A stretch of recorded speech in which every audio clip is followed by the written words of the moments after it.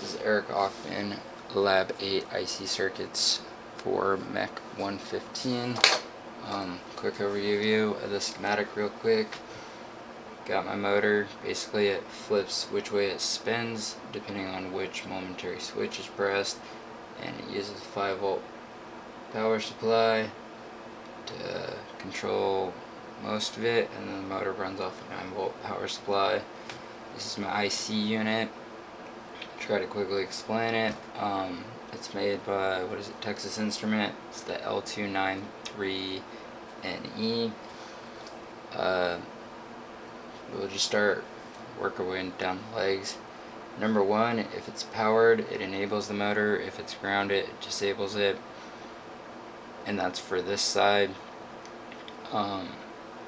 2, 7, 15, and 10 are basically control how certain pins react depending on it, whether or not that circuit gets completed. As in, I think it's an output. And then 3, 6, 11, and 14 are all the 9 volt outputs, and depends on which way, depends on how things are pressed, depends on which way the polarity of the motor is. 4, 5, 13, 12 are all grounds and heatsink. Discuss 6, 7, and then number 8 is basically that's the power that goes in for pins 14, 11, 6, and 3. So I got a 9 volt power supply, gives the motor a good amount of power, which is great.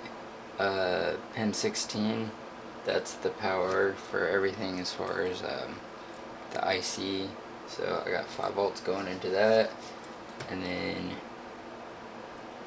last one is 9, which is also the same as number 1, where if it has power it enables the motor, if it has ground it disables the motor.